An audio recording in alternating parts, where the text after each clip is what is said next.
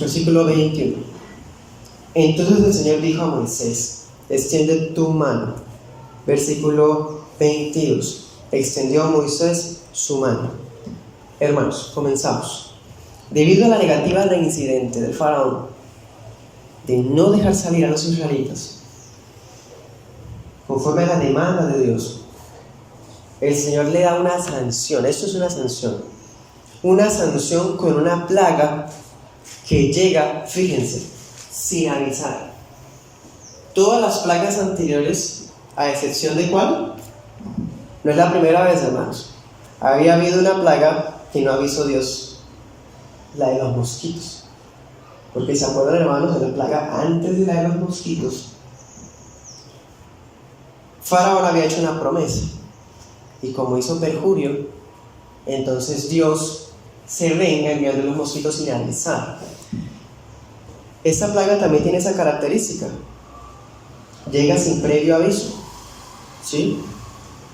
No requiere de una presentación solemne, como la plaga del granizo. Esa plaga del granizo, hermanos, fue muy solemne, tuvo una presentación, hasta distribuimos la prédica en 2 partes, ¿sí? No dio un día de gracia, como sí hacía con las otras plagas cuando le decía mañana. No, esta plaga, hermanos, llega sin avisar y de una. Esto muestra, hermanos, como hemos estado viendo, desde la llegada del granizo, langosta, tinieblas, que la ira de Dios ha crecido, y ese crecimiento significa que se incluye esto, que ni avisa ni da un tiempo de gracia. Tiempo de gracia, ¿no? La expresión que significa que un día de más, ¿no? Como para esperar o para que se prepare. No, llega inmediatamente. Versículo 19 nos dijo que el Señor retiró las plagas. Versículo 20, que el faraón se endurece. Entonces nos da a entender de que es inmediato. Apenas Dios quita las langostas, apenas faraón se endurece, el Señor le habla a Moisés para que extienda la mano al cielo y llegue las tinieblas. Inmediato, posiblemente el mismo día. Otra característica de esta plaga, hermanos, es que cuando ya Moisés extiende su mano, dice que hubo densas tinieblas en todo el país por 3 días, que eran tan densas que podían palparse. O sea, dan la impresión de que fuera neblina, da la impresión como si fuera una nube que se puede sentir, una nube negra que invadió todo el país.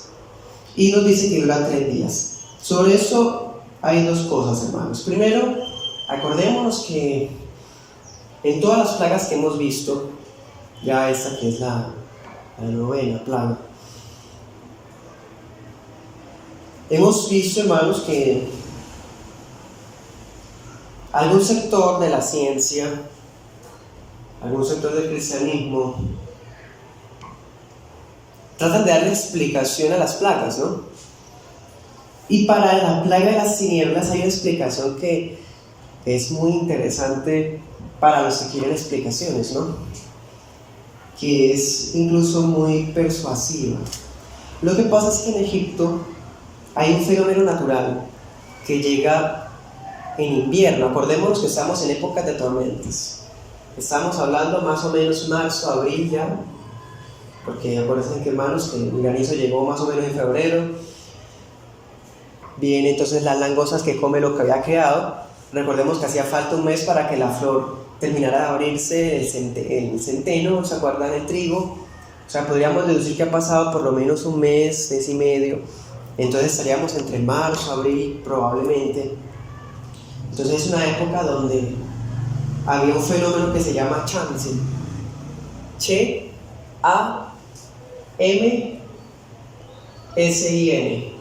Chamsin. Todavía existe. Es un fenómeno que viene todos los años. Resulta, hermanos, que es como una especie de efecto electromagnético que hace que el polvo de la tierra se levante y se forme como capas de neblina. pero no es neblina, sino es polvo muy fino, que se mete, hermanos, en todas partes. Los viajeros cuentan que aún en las casas, estando muy bien cerradas, el polvo se mete y da la impresión de que hay una especie de eclipse, porque hay tantísimo polvo en la parte de la superficie de la tierra. Y aquí es en la primera parte, hermanos, no recuerdo cómo se le dice a esta ese primer cielo, esta parte, se cubre de arena. Entonces los rayos del sol no entran, las luces son muy fácilmente invisibilizadas por este efecto. Es similar a las tormentas de arena. Lo que pasa es que las tormentas de arena pasan porque vienen de un sector y son empujadas por vientos.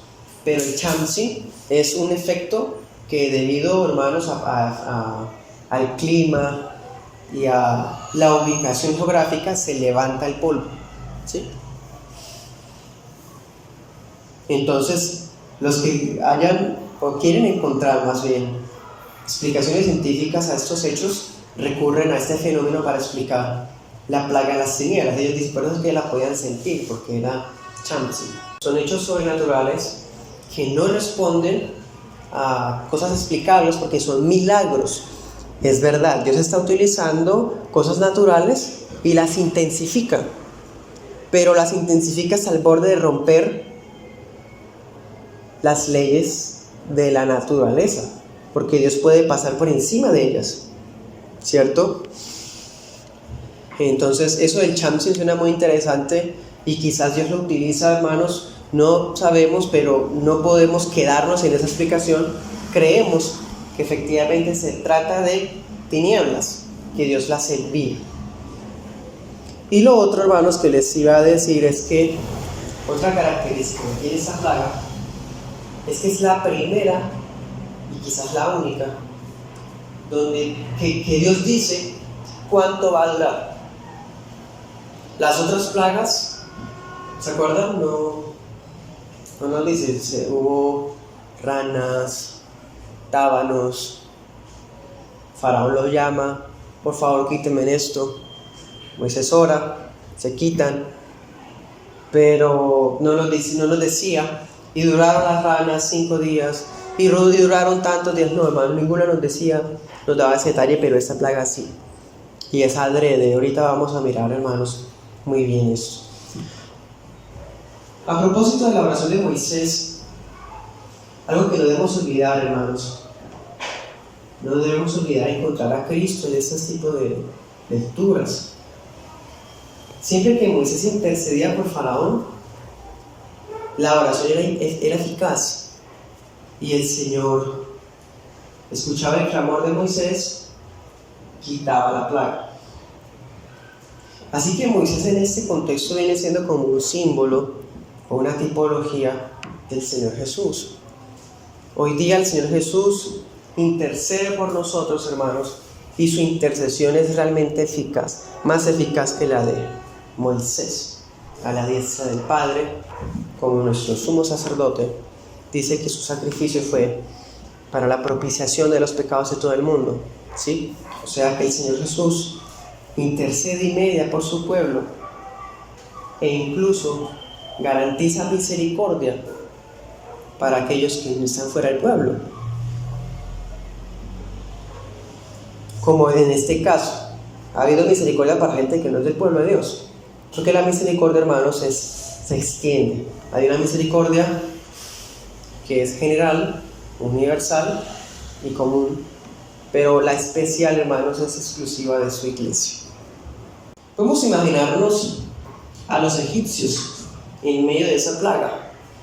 Ellos pueden pensar, es el Chamsi, o el dios del viento, Chu, o los dioses, hermanos, que estas personas tendrían.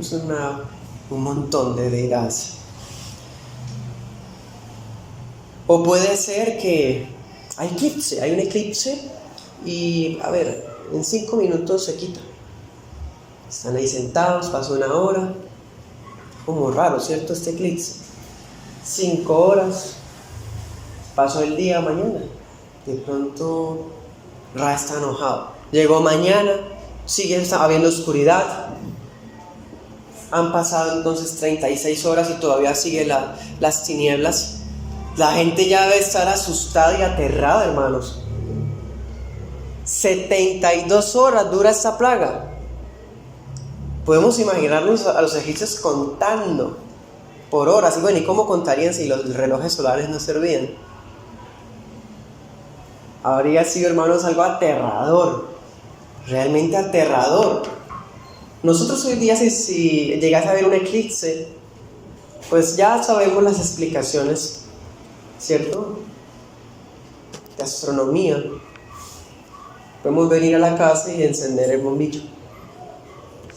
Si llegase a ver una nube muy densa y resulta que la luz de las estrellas y la luna no entra a la superficie, ya no nos importa porque tenemos los postes, la lámpara del celular. Pero esta gente, hermano, no tiene nada. Hay oscuridad completa, total y literal. Es una plaga tremenda, aterradora.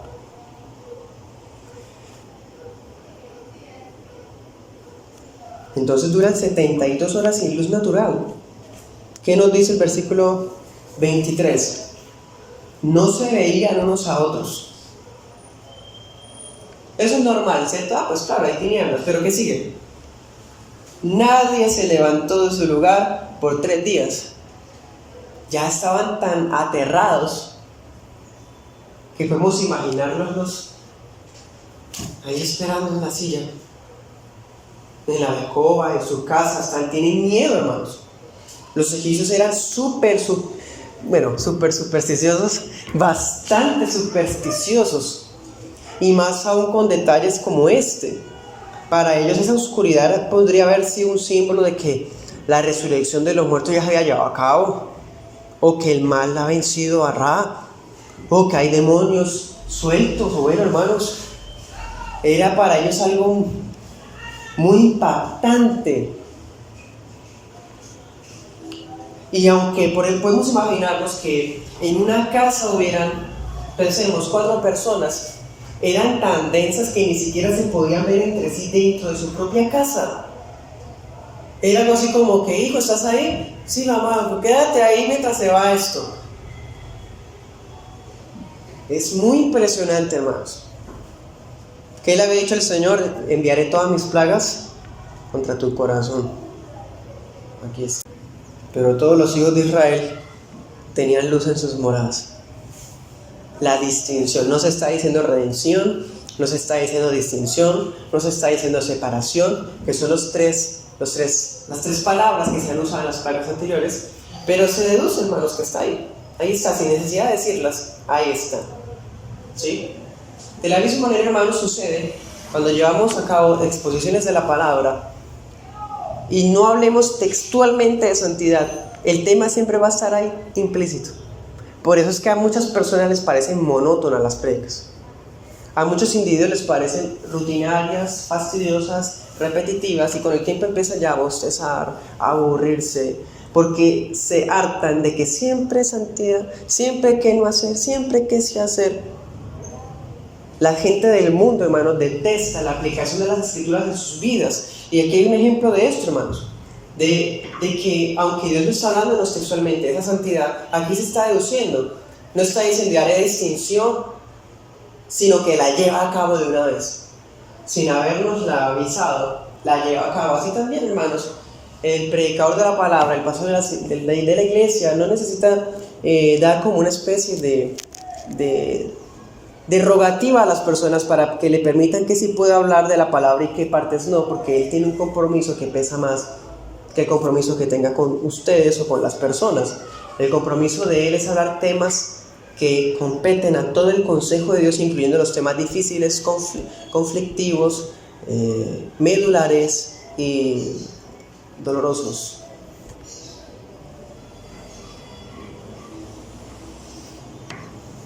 Entonces mira, aquí la podemos ver, Éxodo 10:23. Ahí está la santidad. Y la santidad, fíjense, ¿qué hicieron los israelitas para tener esa distinción? nada. Lo mismo ocurre con la santidad. Se nos enseñó, hermanos, que la santidad es algo que usted se gana con su esfuerzo, con su obrar, con su abstinencia. No, la santidad es algo que el Señor otorga con su gracia y con su Espíritu a su iglesia. Cuando Él, hermanos, viene a nuestra vida, ahí nos hace santos y su luz disipa las tinieblas. Yo no tuve que hacer nada para eso. Entonces no hablamos de no hacemos insistencia en una santidad externa al borde del legalismo, sino que creemos que cuando el Señor viene, Él mismo empieza a efectuar esa transformación en nuestras vidas de forma llevadera, porque no es mi esfuerzo, como recordábamos en aquella prédica sobre mi yugo es fácil, ligera mi carga, ¿sí? El yugo de las obras, el yugo de los quehaceres, de las tareas. No tenemos ese yugo, su luz misma nos alumbra y nos da descanso. Ahora, versículo 23 dice que no hubo luz, que nadie se podía ver con otro y que nadie se levantaba de su lugar. Pero luego nos dice en el 24 que Faraón mandó llamar a Moisés. Hagamos una especie de intromisión, metámonos en el texto. Imaginémonos, la Biblia en casos como este funciona como una ventana. Vamos a asomarnos por la ventana para ver lo que ahí mismo nos está diciendo. Faraón le ordena a un servidor que vaya y busque a Moisés. Hermanos, ¿se imagina cómo habrá hecho eso esa persona que fue enviada?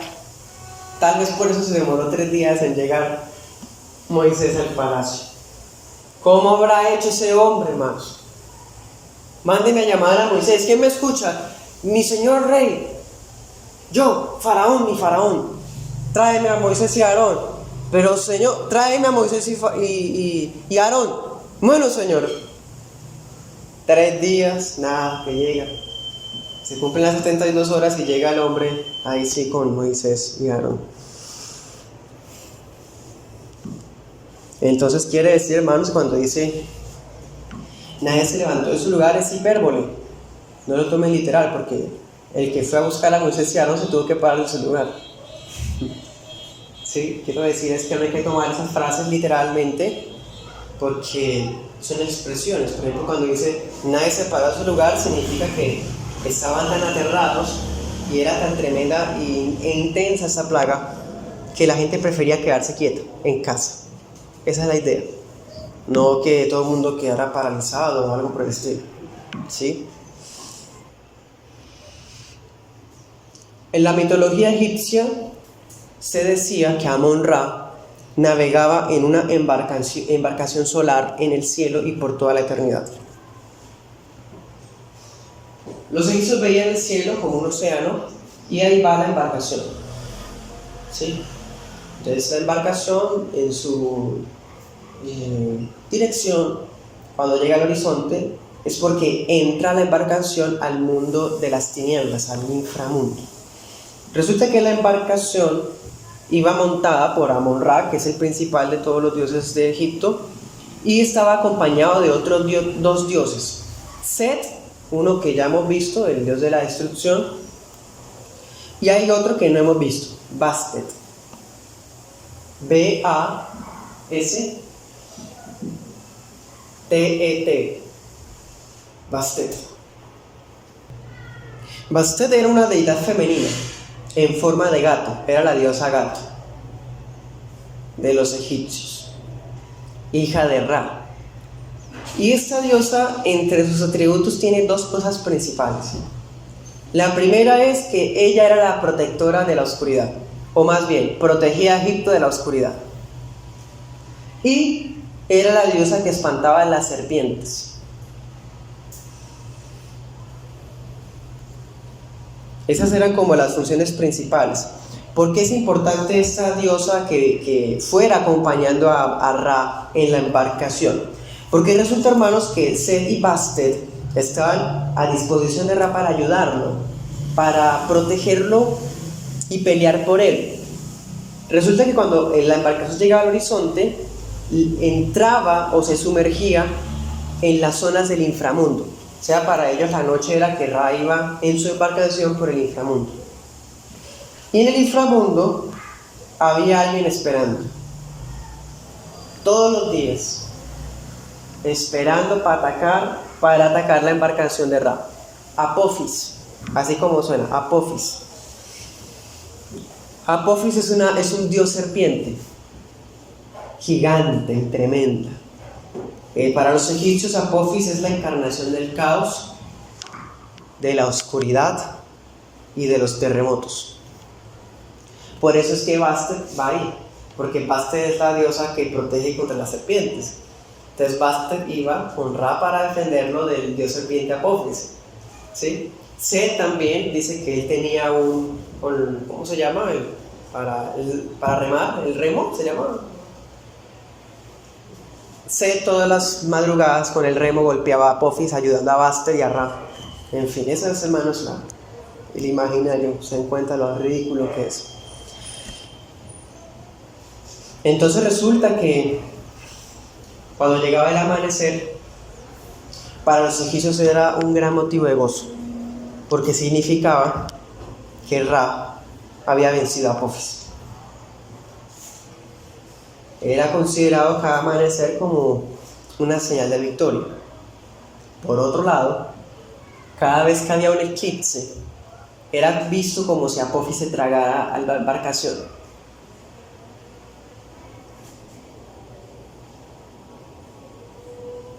Pero como Ra es tan poderoso y está con Set y con Bastet, pues de una u otra manera con el eclipse se iba, ¿no?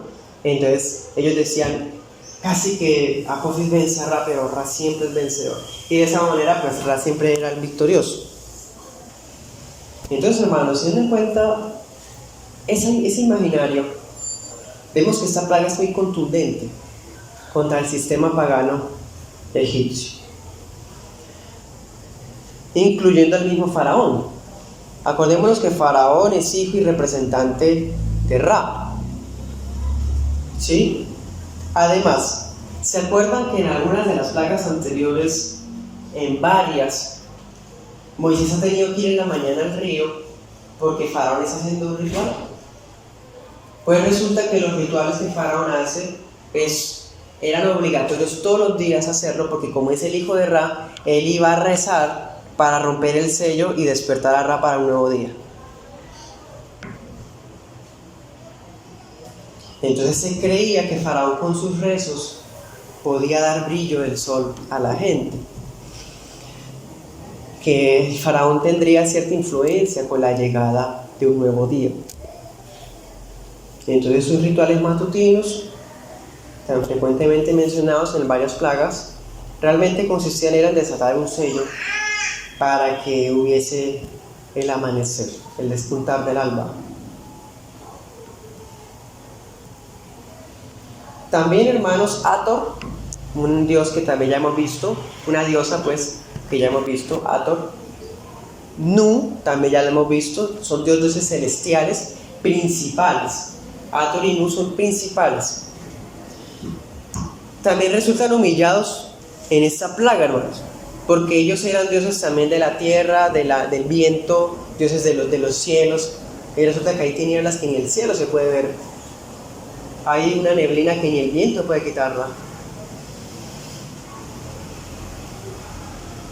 Igualmente esta plaga humilla a Sekhmet, una diosa que también ya hemos visto, diosa también principal, a Shu también, y hay otro, hermanos, Nefertun, así como suena y termina en L, Nefertun. Nefertun es el dios del sol naciente. Era como el que recibía a Ra, como el heraldo de Ra. Al amanecer, cada amanecer, Nefertun estaba allí con Ra. Entonces vemos, hermanos, que esta plaga realmente es una paliza contra los principales dioses. Los humilla, los avergüenza, y hasta el mismo faraón, hermanos, queda humillado absolutamente. No puede pararse ni del lugar para ir a desatar el sello. Es más, la escritura pareciera que nos estuviera insinuando, por lo menos eso es lo que yo puedo ver o interpretar, que era tan densa la tiniebla que ni siquiera podía encenderse una lámpara. Recordemos, habían velas, antorchas, y estos elementos requieren algún ambiente para que pueda permanecer la llama encendida. Así como cuando uno enciende un fósforo y uno tiene que como cuidarlo de que no se vaya a apagar. Pues nos da a entender de que ese tiniebla era tan densa que no podían encender nada siquiera.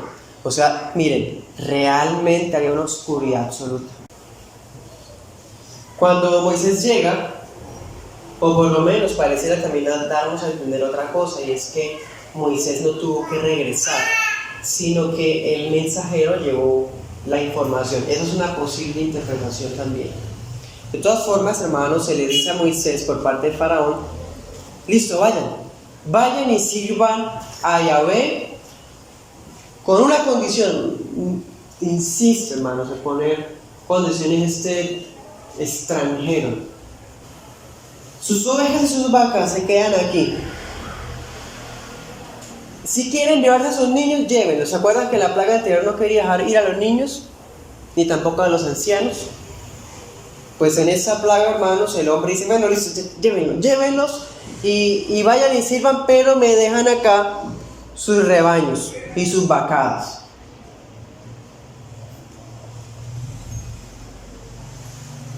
No, pues tan generoso el hombre, ¿no? Ya nos está dejando ir, vayamos. Hay que negociar, y nos está siendo muy indulgente, tan generoso. ¿No, hermanos? Este hombre insiste en su control arbitrario. Listo, vayan con los niños, pero no pueden llevar ganado. Es como si estuviera diciendo, hermanos, en hebreo, se puede entender de que dos cosas. Primero, si dejan el ganado acá, me garantizan así de que van a volver. El hombre todavía insiste o piensa que los israelitas quieren irse, pero a vacaciones, por ahí un festivo, irse allá de paseo, a adorar y volver. El hombre cree eso. Entonces déjenme los ganados como garantía. Y lo otro que podemos ver con el hebreo es que van a dejar sus ganados al cuidado de los capataces míos. Una manera de decir de que si no regresan, pues ellos se apropian de sus bienes. Entonces vean, hermanos, realmente todo esto es arbitrario, abusivo. El hombre todavía insiste, es un impío realmente, bastante arrogante. Esta plaga lo ha dejado por el suelo completamente. Si la gente creía en él como un semidios, quedó en el ridículo, hermano. 72 horas sin él poder hacer nada. Yahvé lo vence fácilmente, ni siquiera avisándole.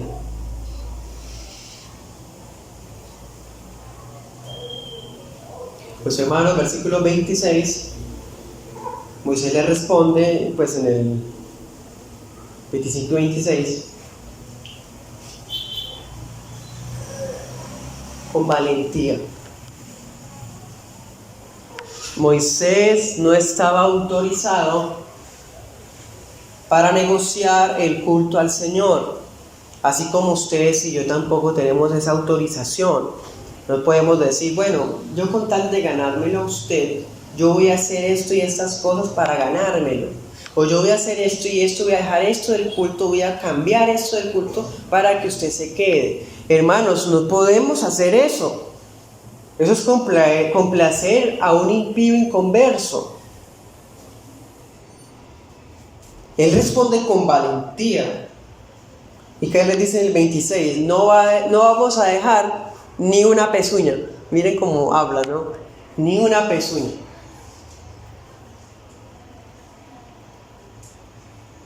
Nos vamos a llevar nuestras ovejas, nos vamos a llevar nuestras vacas. Y es más, miren esto, versículo 25. Tú nos vas a tener que proveer de más animales de los sacrificios y holocaustos para Yahvé nuestro Dios.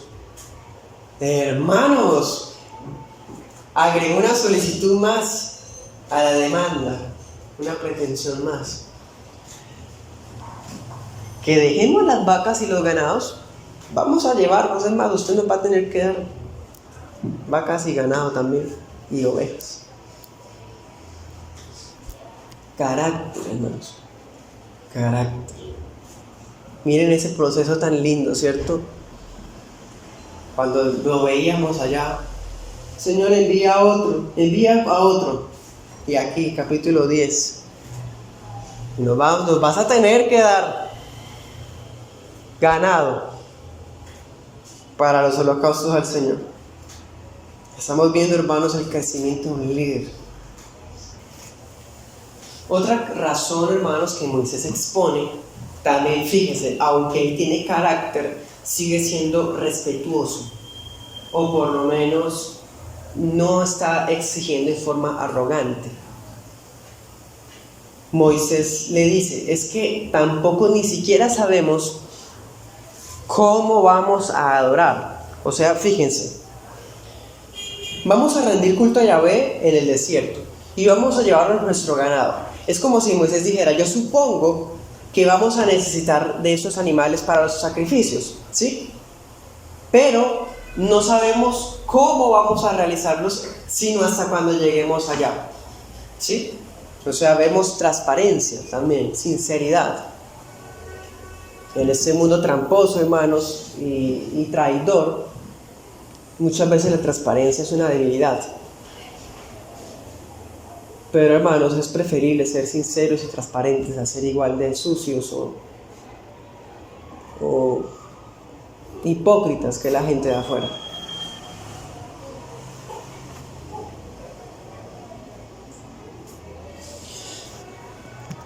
Bueno, recordemos otro detalle, hermanos. En la plaga contra el ganado, los bienes semovientes de los israelitas habían sido guardados, ¿se acuerdan? Habían muerto camellos, vacas, ovejas, burros, ¿sí? Y caballos también. De los egipcios, pero de los israelitas todo estuvo intacto. Entonces fíjense en eso, hermanos. Eso nos deja una enseñanza muy interesante. El Señor preservó los bienes de los israelitas, pero ahora los israelitas, esos bienes que fueron preservados, tienen que consagrarlos al Señor. Miren eso. El Señor guarda y protege nuestros bienes, nuestras cosas, pero no, hermanos, para nuestra propia conveniencia o nuestra propia austeridad, ostentosidad, sino para su propia gloria y para que tengamos que llevar a su culto. Miren eso. ¿Cómo puede alguno decirse cristiano si no quiere venir a la fiesta solemne para el Señor? Eso lo veíamos en la plaga anterior. Y ahora veámoslo de otra forma, de acuerdo a esta plaga. ¿Cómo puede alguien participar de la fiesta del Señor con las manos vacías? O sea, ¿qué tenemos para ofrecer al Señor? Hermanos, Faraón no quería que el pueblo adorara en forma correcta. No llevar el ganado era el equivalente de no servir a Dios. O sea, los dejo ir a servir, pero no pueden servir.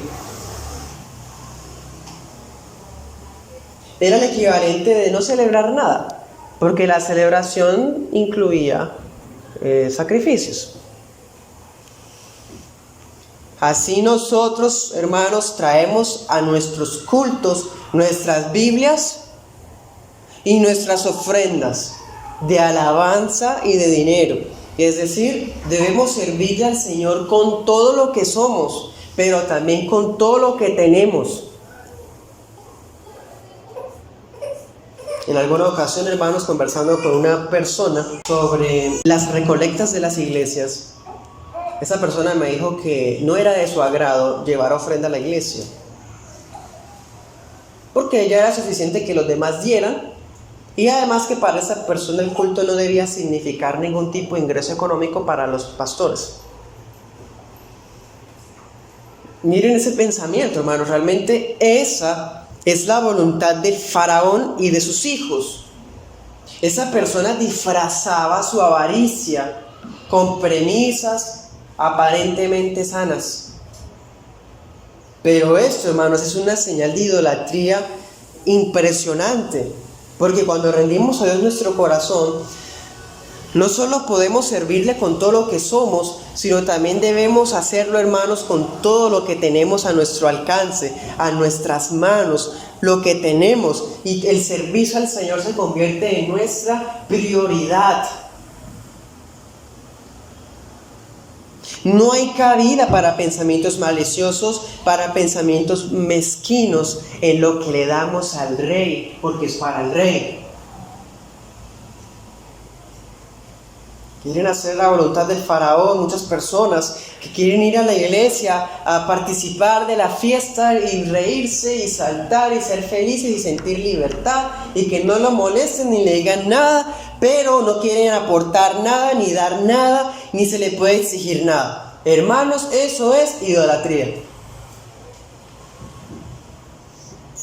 Esa persona puede incluso estar en medio de nuestros júbilos, en medio de nuestros himnos, y ser personas que realmente no están celebrando nada porque no están sirviéndole al Señor, ni con lo que son, ni con lo que tienen, ni con nada.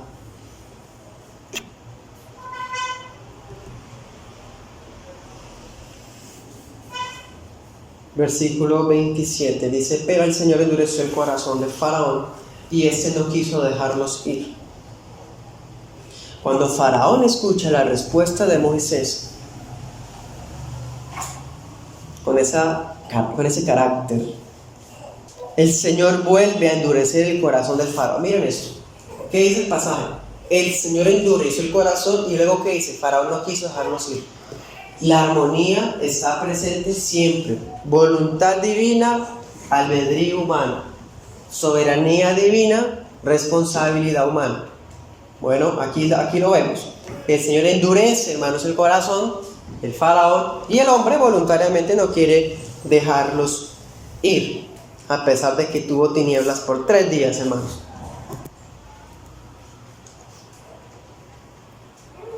Versículo 28, y miren la forma como le responde: retírate de mi presencia, guárdate que no veas más mi rostro, porque en cualquier día que vieres mi rostro morirás.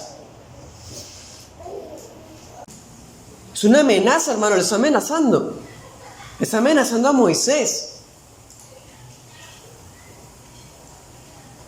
¿Y cómo le responde Moisés?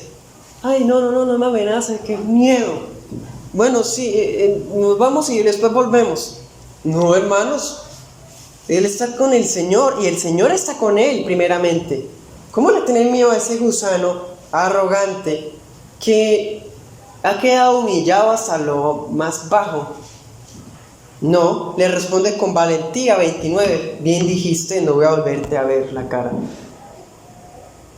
O sea, le responde con las mismas palabras, pero en su propia contra. No voy a tener que verte más la cara, le dice Moisés. Seguramente esta entrevista se llevó a cabo a oscuras. Quizás el servidor por fin llegó con Moisés, lo trajo. Señor, hemos llegado con Moisés. Y Faraón le habla: listo, te dejo ir. Y Moisés le responde: vamos a ir con todo y tú nos vas a tener que proveer también. Entonces Faraón lo amenaza ahí en pleno, ¿sí? Y Moisés le responde, todo a oscuras, ahí, hermanos, en el palacio, oscuro. Como pueden darse cuenta, el sistema egipcio ha quedado humillado. Así que, ¿qué le queda a Faraón por hacer?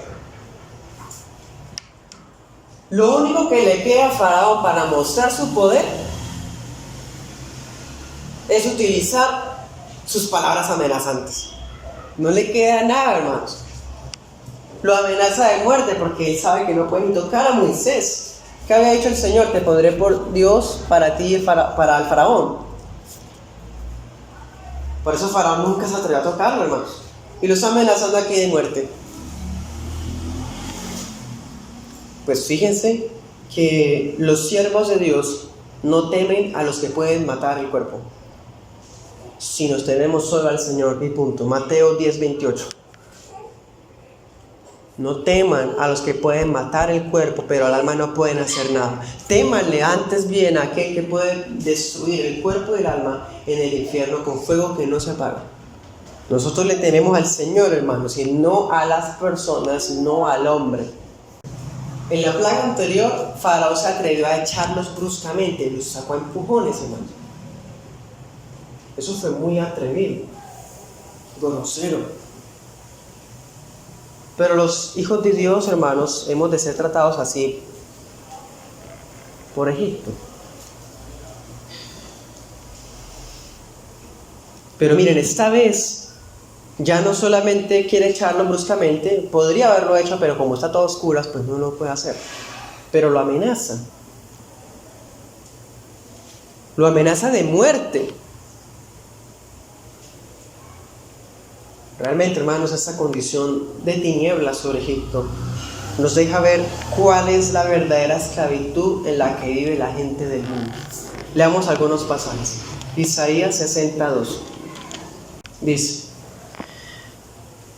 tinieblas cubrirán la tierra y oscuridad los pueblos, pero sobre ti resplandecerá el Señor y sobre ti será vista su gloria. ¿Dónde están las tinieblas, hermanos? En las naciones, en Egipto. Pero sobre nosotros hay un amanecer glorioso del resplandor de la gloria del Señor. Eso es lo que estaba ocurriendo allá en Egipto. Mientras había tinieblas en Gosén, había luz. No significa, hermanos, que la tiniebla también hubiera abarcado Gosén y que en la casa ellos sí podrían encender el fuego, no.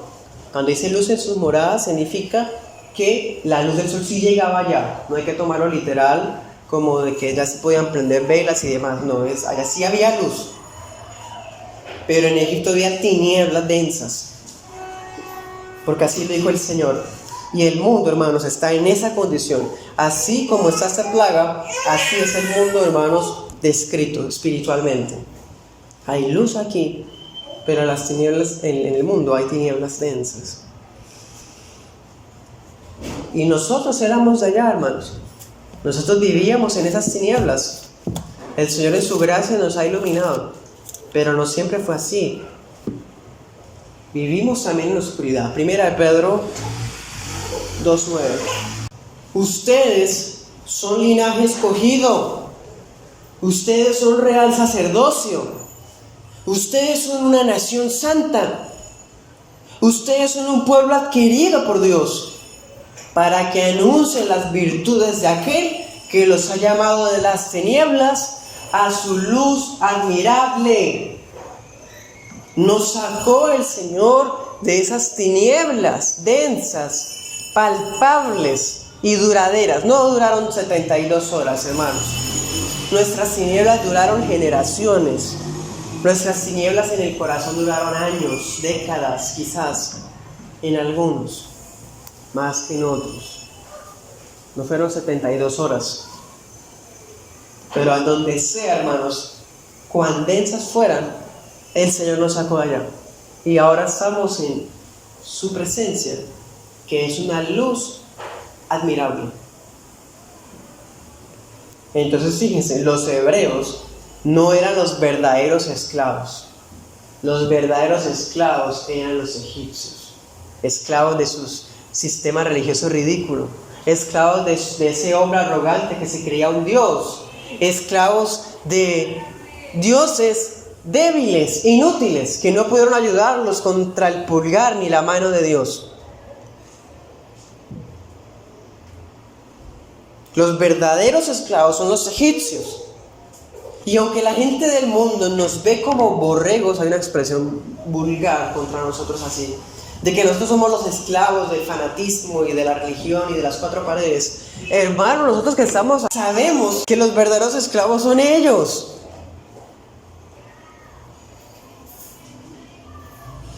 También, hermanos, cada plaga ha tenido otro propósito. Hemos visto varios propósitos de las plagas. Por ejemplo, en la plaga anterior vimos que uno de los propósitos era que las enseñáramos a nuestros hijos, para enseñarles de lo que Dios hace, lo que Dios hizo y lo que Dios hace contra nuestros enemigos.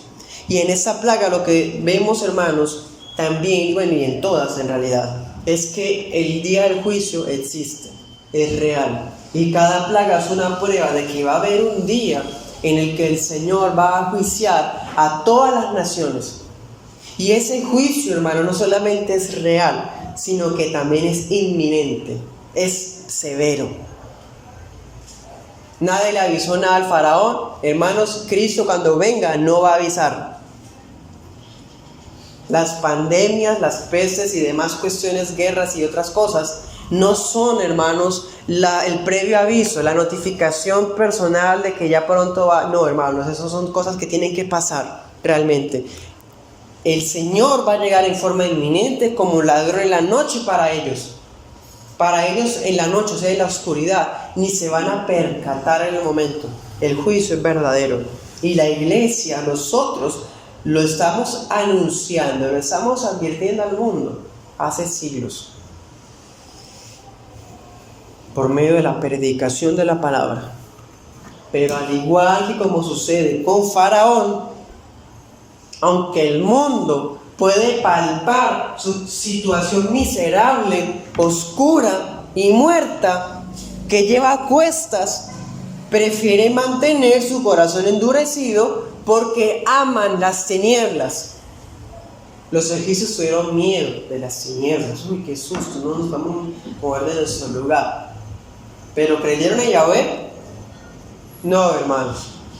También muchas personas afuera pueden tener miedos, pasar situaciones difíciles, querer y añorar milagros y prosperidad y las promesas que aparecen en la Biblia, pero ellos en realidad no aman al Señor, no quieren al Señor, porque aman a las tinieblas. Juan 3:19.